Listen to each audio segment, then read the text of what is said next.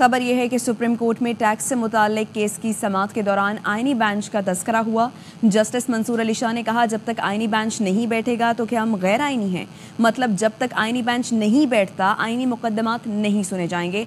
राजा मोहसिन हमें मजीद आगाह करेंगे। बताइए राजा मोहसिन।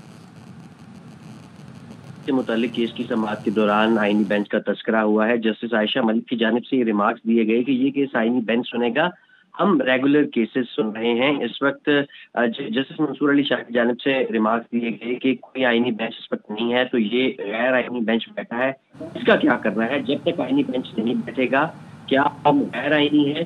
जस्टिस मंसूर अली शाह की जानिब से ये रिमार्क्स भी दिए गए कि मतलब है कि जब तक आईनी बेंच नहीं बैठता तो फिर आईनी मुकदमा नहीं सुने जाएंगे। हम इस केस को सुन भी लें तो कोई हमें पूछ नहीं सकता। अब बार बार ये सवाल सामने आ रहा है कि केस रेगुलर बेंच सुनेगा या कि आईनी बेंच।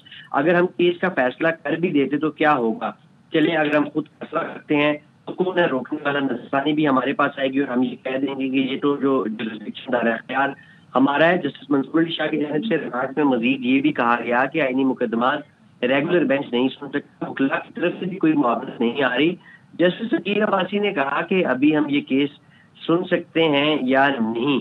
जस्टिस मंसूर अली शाह का अपने रिमार्क्स में कहना था कि थोड़ा वक्त दें, देखते हैं आगे क्या होता है। जस्टिस आयशा मलिक ने कहा कि आर्टिकल 2A के मुताबिक प्रैक्टिस एंड प्रोसीजर कमेटी इसका फैसला करेगी, जिसमें अभी वक्त लगेगा। प्रैक्टिस एंड प्रोसीजर कमेटी इसका फैसला करेगी कि क्या आईनी बेंच सुनेगा या regular bench. Justice Mansoor Ali Shah ने कहा कि हम आपकी गुजारिश पर कोई नुक्ता नहीं दे सकते, इसको मुलतवी कर देते हैं, हम सिर्फ गपशप लगा रहे हैं। उन्होंने मुस्कुराते हुए ये रिमार्क्स दिए और फिर केस की जो मजीद समाअत थी उसे गैर मुअय्यना मुद्दत तक मुलतवी कर दिया। शुक्रिया आपका राजा मोहसिन।